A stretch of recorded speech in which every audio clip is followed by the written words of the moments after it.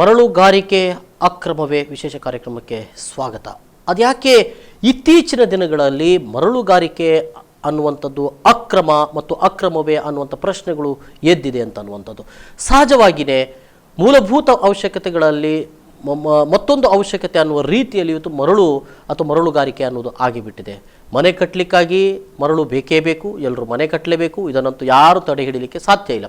ಇಂಥ ಸಂದರ್ಭದಲ್ಲಿ ಇದು ಅಕ್ರಮ ಮತ್ತು ಸಕ್ರಮದ ಪ್ರಶ್ನೆಗಳು ಎಲ್ಲಿಂದ ಉದ್ಭವಿಸ್ತವೆ ಅನ್ನೋದು ಪ್ರಶ್ನೆಗಳು ಕೂಡ ಉದ್ಭವಿಸಿಕೊಳ್ಳುತ್ತದೆ. ಅದರ ಜೊತೆಗೆ ಏನು ಸ್ಪಂದನ ವಾಹಿನಿ ರಹಸ್ಯ ಕಾರ್ಯಾಚರಣೆ ಮಾಡುವಂಥ ಸಂದರ್ಭದಲ್ಲಿ circle inspector Brahmavar circle inspector Arun Naik ಅವರು ರಹಸ್ಯ ಕಾರ್ಯಾಚರಣೆಯಲ್ಲಿ ಒಂದಷ್ಟು ಅಲ್ಲಿ ಈ ಅಕ್ರಮಗಳಿಗೆ ಒಂದು ಬೆಂಬಲವನ್ನು ನೀಡುವಂಥ ಸಂದರ್ಭದಲ್ಲಿ ಅವರು ಆ ರೀತಿ ಮಾತುಕತೆ ನಡೆಸ್ತಾರೆ. ಇವೆಲ್ಲವೂ ಕೂಡ ಯಾಕೆ ಬೆಳೀತದೆ, ಅಧಿಕಾರಿಗಳು ಯಾಕೆ ಈ ಒಂದು ಮರಳುಗಾರಿಕೆಯ ಒಂದು ವಿಚಾರದಲ್ಲಿ ಭ್ರಷ್ಟರಾಗ್ತಾರೆ ಅಂತ ಅನ್ನುವಂಥದ್ದು. ಸೊ ಈ ಕಾನೂನು ಮತ್ತು ಅದರ ಜೊತೆಗೆ ಇಲ್ಲಿ ಸರ್ಕಾರದ ಒಂದಷ್ಟು ನಿಯಮಗಳು ಈ ರೀತಿ ಮಾಡ್ತವೆ ಅನ್ನುವಂಥ ಪ್ರಶ್ನೆಗಳು ಕೂಡ ಇಲ್ಲಿ ಉದ್ಭವಿಸಿಕೊಳ್ಳುತ್ತದೆ. ಹಾಗಾಗಿ ಕೆಲವೊಂದು ಪ್ರಶ್ನೆಗಳಿವೆ, ಕೆಲವೊಂದು ಸಂಶಯಗಳಿವೆ, ಈ ಬಗೆಗೆ ಮಾಹಿತಿಗಳನ್ನು ತೆಗೆದುಕೊಳ್ಬೇಕು.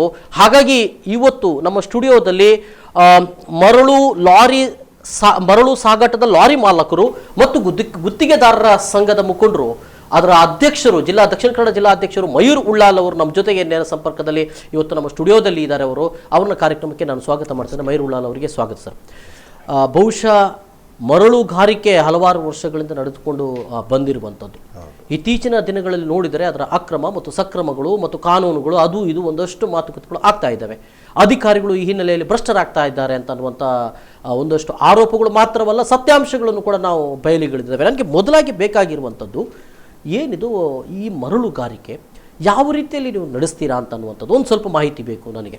ನೋಡಿ, ಇವತ್ತು ಏನಾಗಿದೆ ಅಂತ ಹೇಳಿದರೆ, ಇವತ್ತಿನ ಈ ವ್ಯವಸ್ಥೆಯಲ್ಲಿ ಅಧಿಕಾರಿಗಳು ಭ್ರಷ್ಟರಾಗ್ತಾರೆ ಅದಕ್ಕಿಂತಲೂ ದೊಡ್ಡ ಟೀಕೆ ನಮಗೂ ಬರ್ತದೆ. ಯಾರೋ ಮರಳು ವ್ಯಾಪಾರ ಮಾಡ್ತಾ ಇದ್ದೇವೆ, ನಮ್ಮ ಸಂಘಟನೆಯವರಾಗಲಿ ಅಥವಾ ಮರಳು ವ್ಯಾಪಾರ ಮಾಡೋರಾಗಲಿ ಇಲ್ಲೀಗಲ್ ಮರಳುಗಾರಿಕೆ, ಇಲ್ಲೀಗಲ್ ಸ್ಯಾಂಡ್ ಮೈನಿಂಗ್ ಒಂದು ಕಡೆಯಲ್ಲಿ, ಮರಳು ಮಾಫಿಯಾ ಇಂಥ ಹೆಸರುಗಳನ್ನು ತೆಗೆದು ಹಾಕಬೇಕು ಅಂತಲೇ ನಾವು ನಮ್ಮ ದಕ್ಷಿಣ ಕನ್ನಡ ಜಿಲ್ಲೆಯಲ್ಲಿ ಅತ್ಯಂತ ಒಬ್ಬ ದಕ್ಷ ಜಿಲ್ಲಾಧಿಕಾರಿ ಆಗಿದ್ದಂಥ ಪೊನ್ನುರಾಜರವರ ನೇತೃತ್ವದಲ್ಲಿ 2011ರ ಸಮಯದಲ್ಲಿ ಅತ್ಯಂತ ಕಠಿಣವಾದಂಥ ಒಂದು ಪರಿಸ್ಥಿತಿ, ಇದಕ್ಕಿಂತಲೂ ಕಠಿಣವಾದ ಪರಿಸ್ಥಿತಿ ನಮಗೆ ಉದ್ಭವ ಆಗಿತ್ತು. ಅಂದರೆ ಸರ್ಕಾರಗಳು ಕೆಲವೊಂದು ಸಂದರ್ಭಗಳಲ್ಲಿ ಕಾನೂನನ್ನು ಬದಲಾವಣೆಗಳನ್ನು ಮಾಡ್ತದೆ. ಈ ನಮ್ಮ ದಕ್ಷಿಣ ಕನ್ನಡ ಜಿಲ್ಲೆ ಅಥವಾ ಉಡುಪಿ ಮತ್ತು ಉತ್ತರ ಕನ್ನಡ ಜಿಲ್ಲೆ 3 ಜಿಲ್ಲೆಗಳ ಒಂದು ವ್ಯವಸ್ಥೆಯನ್ನು ನೋಡಿದರೆ 2004ರಲ್ಲಿ ಕರಾವಳಿ ಜಿಲ್ಲೆಗಳಿಗೆ ಪ್ರತ್ಯೇಕವಾದಂತಹ ಮರಳುಗಾರಿಕೆಯ ಒಂದು ವ್ಯವಸ್ಥೆಯನ್ನು ಇಲ್ಲಿಯ ಭೌಗೋಳಿಕ ಲಕ್ಷಣಗಳನ್ನು ಗಮನದಲ್ಲಿಟ್ಕೊಂಡು ಮಾಡಿದ್ರು ಆಗಿನ ಸರ್ಕಾರದವರು. ಅನಂತರ 2011ರಲ್ಲಿ ಕರ್ನಾಟಕ ರಾಜ್ಯಕ್ಕೆ ಹೊಸ ಮರಳು ನೀತಿಯನ್ನು ಜಾರಿಗೆ ತರ್ತಾರೆ ಆಗಿನ ಸರ್ಕಾರ. ಈ ಹೊಸ ಮರಳು ನೀತಿಯನ್ನು ಜಾರಿಗೆ ತರುವ ಹಿಂದೆ ಏನಿತ್ತು ಇಡೀ ರಾಜ್ಯದಲ್ಲಿ ವ್ಯವಸ್ಥೆ ಅಂತ ಹೇಳಿದರೆ ಆಕ್ಷನ್ ಪದ್ಧತಿ. ನೀವು ನಮ್ಮ ಕರಾವಳಿ ಜಿಲ್ಲೆಗಳನ್ನು ಬಿಟ್ಟು ಹೊರಗೆ ಹೋದರೆ ನಿಮಗೆ ಸ್ಪಷ್ಟವಾಗಿ ಗೊತ್ತಾಗ್ತದೆ. ಅಲ್ಲಿ ಒಂದು ಇಡೀ ಬ್ಲಾಕಿಗೆ ಟೆಂಡರ್ ಮಾಡೋದು, ಆಕ್ಷನ್, ಯಾರು ಹೆಚ್ಚು ಬಿಡ್ ಮಾಡ್ತಾರೆ ಅವರಿಗೆ ಕೊಡ್ತಾ ಇದ್ರು. ಆ ವ್ಯವಸ್ಥೆಯಿಂದಾಗಿ ಬಿಡ್ ಮಾಡಿದವರು ಮೊನೋಪಲಿ ಮಾಡಲಿಕ್ಕೆ ಪ್ರಾರಂಭ ಮಾಡಿದ್ರು, ರೇಟ್ ಹೈಯೆಸ್ಟ್ ಮಾಡಲಿಕ್ಕೆ. ಅಲ್ಲಿವರೆಗೆ ಈ ರೀತಿಯಾಗಿ ಬ್ಲಾಕ್ ಮಾಡುವಂಥದ್ದಾಗಲಿ ಮತ್ತು ಬಿಡ್ ಮಾಡುವಂಥ ಪದ್ಧತಿಗಳು ಇರಲಿಲ್ಲ. ಆಗ 2011ರಲ್ಲಿ ಪ್ರಾರಂಭ ಮಾಡಿದ್ರು. ಮಾಡುವಾಗ ಕೂಡ ನಮ್ಮ ಜಿಲ್ಲೆಗಳಿಗೆ ಇಲ್ಲಿ ಮರಳು ತೆಗೆಯುವಂಥ ರೀತಿ ಏನಿದೆ, ಪಾರಂಪರಿಕವಾಗಿ ನಾವು ದೈಹಿಕ ಶ್ರಮದಿಂದ ಮರಳುಗಾರಿಕೆಯನ್ನು ಮಾಡುವಂಥದ್ದು ಇಲ್ಲಿದ್ದು. ಇದಕ್ಕೆ ಎಕ್ಸೆಪ್ಷನ್ ಕೊಡಬೇಕು, ಇಲ್ಲಿ ಟೆಂಡರ್ ಮಾಡಲಿಕ್ಕೆ ಆಗುವುದಿಲ್ಲ, ಆಕ್ಷನ್ ಮಾಡಲಿಕ್ಕೆ ಆಗುವುದಿಲ್ಲ ಅನ್ನುವ ದೃಷ್ಟಿಯಲ್ಲಿ ಕರಾವಳಿ ಜಿಲ್ಲೆಗಳನ್ನು ಹೊರತುಪಡಿಸಿದರು. ಆದರೆ 2011ರಲ್ಲಿ ಈ ಇಡೀ ರಾಜ್ಯದಲ್ಲಿ ಡೆವಲಪ್ಮೆಂಟ್ಸ್ ಆಗ್ತಾ ಬಂತು. 2004ರಿಂದ 2011ರಿಗೆ ಕನ್ಸ್ಟ್ರಕ್ಷನ್ಗಳು ಜಾಸ್ತಿ ಆಯಿತು, ಡಿಮಾಂಡ್ ಜಾಸ್ತಿ ಆಯಿತು. ಇಂಥ ಸಂದರ್ಭದಲ್ಲಿ ನೆರೆ ರಾಜ್ಯದಲ್ಲಿ ಕೇರಳದಲ್ಲಿ ಮರಳುಗಾರಿಕೆಯನ್ನು ನಿಷೇಧ ಮಾಡಿದರು.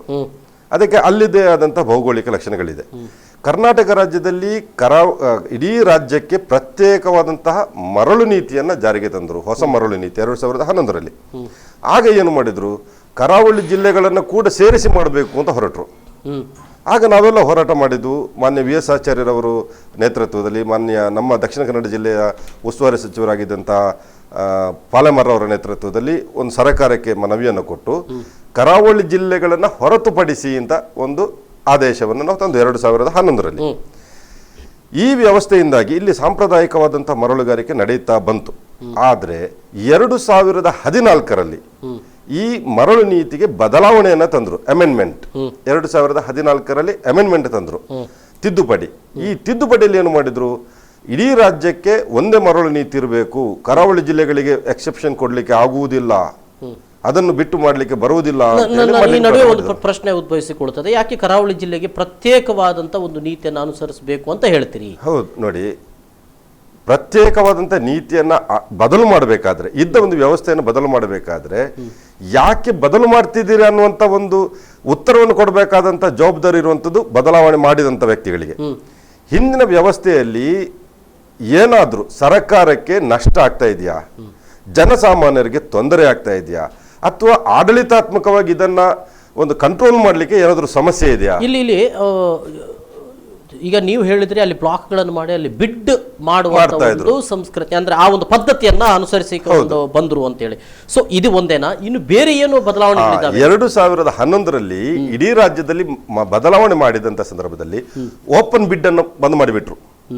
ಈ ಬಿಡ್ ಮಾಡಿದಾಗ ಏನು ಮಾಡ್ತಾರೆ, ಬಿಡ್ ಮಾಡಿದವ ಹೆಚ್ಚು ಹಣ ಕೊಟ್ಟು ತಗೊಳ್ತಾನೆ, ಡಬಲ್ ರೇಟಿಗೆ ಮಾರ್ತಾನೆ, ಲಾಸ್ ಮಾಡ್ಲಿಕ್ಕೆ ಅವ ಹೋಗುದಿಲ್ಲ, ಜನಸಾಮಾನ್ಯರಿಗೆ ಹೊರೆ ಆಯ್ತು.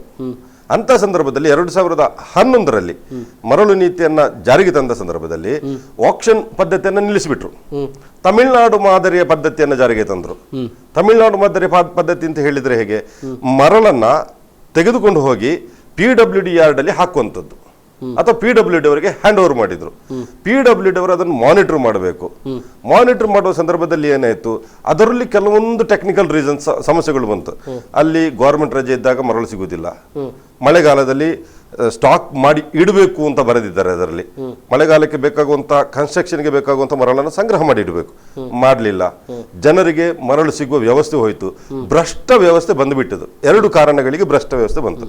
ಒಂದು, ಅಧಿಕಾರಿಗಳು ಭ್ರಷ್ಟರಾಗಿದ್ರು. ಈಗ ನೀವೆಲ್ಲ ಹೇಳ್ತಾ ಇರೋದು 2011ರಲ್ಲಿ ತಂದಂತ ಒಂದು ನೀತಿಗಳಿಂದಾಗಿ ಇದು ಅಕ್ರಮಕ್ಕೆ ಕಾರಣವಾಯಿತು ಅಂತ ಕಾರಣವಾಯಿತು, ಜನಸಾಮಾನ್ಯರಿಗೆ ಗೊಂದಲ ಆಯಿತು. ಅಲ್ಲಿವರೆಗೂ ಈ ರೀತಿಯಾದಂತ ಏನು ಎಡರು ತೊಡರುಗಳು, ಒಂದಷ್ಟು ಕಾನೂನಿನ ಒಂದು ಇದು ಪರಿಮಿತಿಗಳು ಇದ್ದಿರಲಿಲ್ಲ. ಅಂದ್ರೆ ಯಾರೋ ಒಬ್ಬ ದೋಣಿಯಿಂದ ಅಲ್ಲಿ ತರ್ತಾ ಇದ್ದ. ನಮ್ಮ ಜಿಲ್ಲೆದ್ದು ಬಿಟ್ಟು ಈಗ ನಾನು ಇಡೀ ರಾಜ್ಯದ ಮಾತಾಡ್ತಾ ಇದ್ದೇನೆ. ನಮ್ಮ ಜಿಲ್ಲೆಯಲ್ಲಿ ಆ ಗೊಂದಲ ಇವತ್ತಿನವರೆಗೆ ಬರಲಿಲ್ಲ. ಯಾಕೆ ಬರಲಿಲ್ಲ ಇವತ್ತಿನವರೆಗೆ ಆ ಗೊಂದಲ? ಯಾಕೆ ಅಂತ ಹೇಳಿದ್ರೆ, ನೀವು ಒಂದು ಪ್ರಶ್ನೆ ಕೇಳಿದ್ರಿ, ಇಲ್ಲಿ ಯಾಕೆ ಪ್ರತ್ಯೇಕವಾದಂತಹ ಮರಳು ನೀತಿ ಮಾಡಬೇಕು? ನನಗೆ ದಕ್ಷಿಣ ಕನ್ನಡ ಜಿಲ್ಲೆಯಲ್ಲಿ ಘಟ್ಟದಿಂದ ಹರಿದು ಬರುವಂತಹ ನದಿಗಳು ಅತ್ಯಂತ ದೂರದಿಂದ ಬರ್ತದೆ, ಮೇಲಿನಿಂದ ಬರ್ತದೆ, ಪ್ರೆಷರ್ ಅಲ್ಲಿ ಬರ್ತದೆ, ಮರಳನ್ನ ಇಲ್ಲಿ ಸಂಗ್ರಹ ಮಾಡ್ತದೆ. ಇಲ್ಲಿ ಮರಳು ಸಂಗ್ರಹ ಆಗುವಂತಹ ಪ್ರಮಾಣ ಬೇರೆ ಜಿಲ್ಲೆಯ ನದಿಗಳ ಪ್ರಮಾಣಕ್ಕಿಂತ ಜಾಸ್ತಿ ಇದೆ. ಇಲ್ಲಿ ವರ್ಷಕ್ಕೊಮ್ಮೆ ಹೂಳೆತ್ತುವಂತ ಪರಿಸ್ಥಿತಿ ಬಂದಿದೆ, ನಿಮ್ಗೆ ಗೊತ್ತು. ಇಲ್ಲದಿದ್ರೆ ಅಳಿಯುವಾಗಿನಲ್ಲಿ ಹೂಳು ತುಂಬುತ್ತದೆ ಅನ್ನುವಂಥದ್ದು. ಇದಕ್ಕೆ ಸರ್ಕಾರ ಕೋಟಿಗಟ್ಟಲೆ ಹಣವನ್ನು ಖರ್ಚು ಮಾಡಬೇಕು. ಬೇರೆ ಜಿಲ್ಲೆಗಳಿಗೆ ಅಥವಾ ಕೇರಳಕ್ಕೆ ಹೋಲಿಸಿದ್ರೆ ಅಲ್ಲಿ ನದಿಯಿಂದ ಮರಳು ತೆಗೆದ್ರೆ ನದಿ ಕೊರತ ಉಂಟಾಗ್ತದೆ, ಅಂದ್ರೆ ಪರಿಸರಕ್ಕೆ ತೊಂದರೆ ಬರ್ತದೆ. ದಕ್ಷಿಣ ಕನ್ನಡ ಜಿಲ್ಲೆಯಲ್ಲಿ ಅಥವಾ ಕರಾವಳಿ ಜಿಲ್ಲೆಯಲ್ಲಿ ಮರಳುಗಾರಿಕೆ ಮಾಡಿದ್ರೆ ಪರಿಸರಕ್ಕೆ ಉಪಯೋಗ ಆಗ್ತದೆ, ಹಾನಿಯಾಗುವ ಬದಲು. ಹೇಗೆ, ಮಳೆಗಾಲದಲ್ಲಿ ಪ್ರವಾಹದ ನೀರು ಸ್ಪೀಡಲ್ಲಿ ಹೋಗ್ತದೆ, ನದಿ ಕೊರತೆ ಬರುವುದಿಲ್ಲ. ಬೇರೆ ಕಡೆಯಲ್ಲಿ ಹೇಗೆ, ಕೇರಳದಲ್ಲಿ ಚಿಕ್ಕ ಚಿಕ್ಕ ನದಿಗಳು, ಪ್ರವಾಹ ಇಲ್ಲ, ಸ್ಲೋಪ್ ಆಗಿ ಬರುವಂಥದ್ದು, ಅಲ್ಲಿ ಮರಳು ತೆಗೆದ್ರೆ ಗುಂಡಿ ಆದ್ರೆ ನದಿ ಕೊರತೆ ಉಂಟಾಗ್ತದೆ. ಇದು ನಾವು ಹೇಳಿದಂಥದ್ದಲ್ಲ, ಇದಕ್ಕೆ ಎಕ್ಸ್ಪರ್ಟ್ಸ್, ಇದಕ್ಕೆ ಅವರು ಸ್ಟಡಿ ಮಾಡಿ ಕೊಟ್ಟಿರುವಂತ ವ್ಯವಸ್ಥೆ ಇದು. ಮತ್ತೆ ಇಲ್ಲಿ ಯಾಂತ್ರಿಕ ಮರಳುಗಾರಿಕೆಯನ್ನು ನಾವು ಮಾಡೋದಿಲ್ಲ. ಯಾವಾಗ ಯಾಂತ್ರಿಕ ಮರಳುಗಾರಿಕೆ ನಡೀತದೆ, ಡ್ರೆಡ್ಜಿಂಗ್, ಆಗ ಒಂದಷ್ಟು ಆಳಕ್ಕೆ ಹೋಗ್ತದೆ, ಆಗ ಪರಿಸರಕ್ಕೆ ಹಾನಿಯಾಗ್ತದೆ. ನಾವು ಮನುಷ್ಯರು ವೈಯಕ್ತಿಕವಾಗಿ ನಮ್ಮ ಮಾನವ ಪರಿಶ್ರಮ ಮಾಡುವಂತ ವ್ಯವಸ್ಥೆ ಬೇರೆ ಜಿಲ್ಲೆಯಲ್ಲಿ ಇಲ್ಲ. ಆದ್ರಿಂದ ಇಲ್ಲಿಯ ಭೌಗೋಳಿಕ ಲಕ್ಷಣಗಳನ್ನು ಗಮನದಲ್ಲಿಟ್ಟುಕೊಂಡು, ಇಲ್ಲಿಯ ಸಾಂಪ್ರದಾಯಿಕ ಮರಳುಗಾರಿಕೆಯ ರೀತಿಯನ್ನು ಗಮನದಲ್ಲಿಟ್ಟುಕೊಂಡು ನಮಗೆ ಎಕ್ಸೆಪ್ಷನ್ ಕೊಡಬೇಕು ಅಂತ ನಾವು ಕೇಳಿದ್ದು, ಕೊಟ್ಟರು.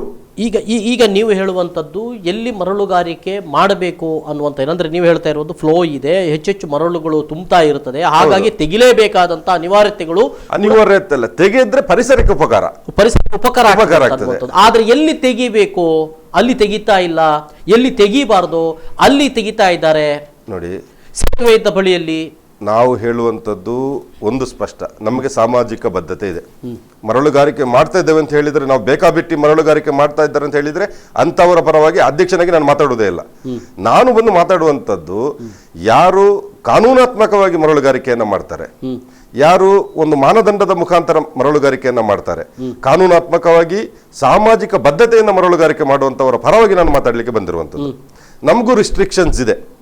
ಎಲ್ಲೆಲ್ಲಿ ಸೇತುವೆಗಳಿದೆ ಅದಕ್ಕಿಂತ ನಿರ್ದಿಷ್ಟ ದೂರದಲ್ಲಿ ಮರಳುಗಾರಿಕೆಯನ್ನು ಮಾಡಬಾರದು ಅನ್ನುವಂತಹ ಸ್ಪಷ್ಟ ಕಾನೂನಿದೆ. ಮರಳುಗಾರಿಕೆ ಹೇಗೆ ಮಾಡಬೇಕು, ಯಂತ್ರಗಳನ್ನು ಬಳಸಿ ಮರಳುಗಾರಿಕೆ ಮಾಡಬಾರದು ಅಂತ ಇದೆ, ಯಾವುದು ಡ್ರೆಜ್ಜಿಂಗ್, ಅದನ್ನು ಮಾಡುವುದಕ್ಕೆ ನಾವು ಯಾವತ್ತೂ ಸಪೋರ್ಟ್ ಮಾಡಲಿಲ್ಲ. ಈ ವ್ಯವಸ್ಥೆಗಳನ್ನು ಬಿಟ್ಟು ಕೆಲವರು ಉಪದ್ರ ಮಾಡ್ತಾ ಇದ್ದಾರೆ. ನನಗೆ ನಿಮ್ಮ ಮಾಧ್ಯಮದಲ್ಲಿ ನಾನು ಎಷ್ಟೋ ಸಲ ನೋಡಿದ್ದೇನೆ, ಮರಳು ಲಾರಿ ಹೋಗ್ತಾ ಇದ್ದಾಗ ಒಂದು 20 ಜನ ಸೇರಿದ್ರು, ನಮ್ಮ ರಸ್ತೆ ಹಾಳಾಗ್ತದೆ ಅಂತ ಹೇಳಿದ್ರು. ಈ ರೀತಿಯ ವ್ಯವಸ್ಥೆಯನ್ನು ಮಾಡಬಾರದು ಅವರು. ಮರಳು ಅವರಿಗೂ ಬೇಕು, ಡೆವಲಪ್ಮೆಂಟ್ಸ್ಗೆ, ಇನ್ಫ್ರಾಸ್ಟ್ರಕ್ಚರ್ಗೆ, ಜಿಲ್ಲಾಡಳಿತಕ್ಕೂ ಬೇಕು, ಜನಸಾಮಾನ್ಯರಿಗೆ ಎಲ್ರಿಗೂ ಬೇಕು. ಮಾನದಂಡ ಏನಿದೆ ಆ ಮಾನದಂಡದ ಪ್ರಕಾರ ನಮಗೆ ಮರಳುಗಾರಿಕೆ. ಅಲ್ಲಿಗೆ ನಾನು ಮತ್ತೆ ಬರ್ತೇನೆ. ನೀವೇ ಹೇಳಿದಂತ ರೀತಿಯಲ್ಲಿ ಈಗ ಎಷ್ಟೋ ಭಾಗಗಳಲ್ಲಿ ಜನ ಹೇಳ್ತಾರೆ ಇಲ್ಲಿಂದ ಮರಳು ತೆಗಿರಿ, ಹೌದು, ಇಲ್ಲಿ ಮರಳು ತುಂಬ್ತಾ ಇದೆ, ನಮ್ಮ ಗದ್ದೆಗಳಿಗೆ ನೀರು ಹೋಗ್ತಾ ಇದೆ. ಬಹುಶಃ ಕಿನ್ನಿಗೋಳಿ, ಸಚ್ಚರಿಪೇಟೆ ಈ ಭಾಗದಲ್ಲಿ ಒಂದೊಮ್ಮೆ ಅಲ್ಲಿ ಜನರು ಒಂದಷ್ಟು ಕೆಲವೊಮ್ಮೆ ಅಲ್ಲಿಯ ಯಾವ ನದಿ ಅಂತ, ಯಾವ ಹೊಳೆ ಅಂತ ನನಗೆ ಸರಿಯಾಗಿ ಗೊತ್ತಿಲ್ಲ, ಬಟ್ ಫಲ್ಗುಣಿ ನದಿ, ಅಲ್ಲಿ ಒಂದು ಹೂಳೆತ್ತಬೇಕು ಅಥವಾ ಅಲ್ಲಿಯ ಇದನ್ನು ಮರಳನ್ನು ತೆಗಿಬೇಕು ಅಂತ ಇಲಾಖೆಗೆ ಹೇಳಿದ್ರು ಕೂಡ ಅದನ್ನು ತೆಗೆಯುವಂಥ ಪ್ರಯತ್ನವನ್ನೇ ಮಾಡಲಿಲ್ಲ. ಅಲ್ಲಿ ಯಾವ ಮರಳುಗಾರಿಕೆ ಮಾಡುವವರು ಕೂಡ ಹೋಗಲಿಲ್ಲ, ಅಲ್ಲಿದ್ದ ಮರಳನ್ನು ತೆಗೀಲಿಲ್ಲ. ಅಂದರೆ ನಿಮಗೆ ಒಳ್ಳೆ ರಸ್ತೆಗಳು ಬೇಕು, ಎಲ್ಲವನ್ನ ನೀವು ಉಪಯೋಗಿಸ್ಕೊಳ್ತೀರಿ, ಆದರೆ ಸರ್ಕಾರಕ್ಕೆ ಏನು ಕೊಡ್ತೀರಾ ಅನ್ನೋ ಪ್ರಶ್ನೆಗಳು ಜನರಲ್ಲಿ ಬರ್ತದೆ. ನೋಡಿ, 2 ವ್ಯವಸ್ಥೆಗಳಿದೆ. ಜನಸಾಮಾನ್ಯರಿಗೆ ಮರಳುಗಾರಿಕೆ ಇಂಥ ನಡೆಯುವಂಥ ವ್ಯವಸ್ಥೆಯ ಬಗ್ಗೆ ಇಂಥ ಮುಕ್ತ ಚರ್ಚೆಗಳು ತುಂಬ ನಡೀಬೇಕು ಮಾಧ್ಯಮದಲ್ಲಿ. ಯಾಕಂತ ಹೇಳಿದ್ರೆ ಒಂದು ಸೈಡಿಂದ ಟೀಕೆ ಮಾತ್ರ ಬಂದರೆ ನಮಗೆ ಕ್ಲಾರಿಫಿಕೇಶನ್ಸ್ ಕೊಡಲಿಕ್ಕೆ ಇರದೇ ಇದ್ದ ಸಂದರ್ಭದಲ್ಲಿ ಜನರಿಗೆ ಅದೇ ಸತ್ಯ ಆಗ್ತದೆ. ಯಾರನ್ನು ನೋಡ್ತೀರಿ ಮಾಧ್ಯಮದಲ್ಲಿ, ಯಾರನ್ನು ಕಾಣಿಸ್ತೀರಿ? ಇಲ್ಲಿಗಲ್ ಮಾಡುವವರನ್ನು ಕಾಣಿಸ್ತೀರಿ, ಅಕ್ರಮವಾಗಿ ಮರಳುಗಾರಿಕೆ ಸಾಗಾಟ ಮಾಡುವವರನ್ನು ಕಾಣಿಸ್ತೀರಿ.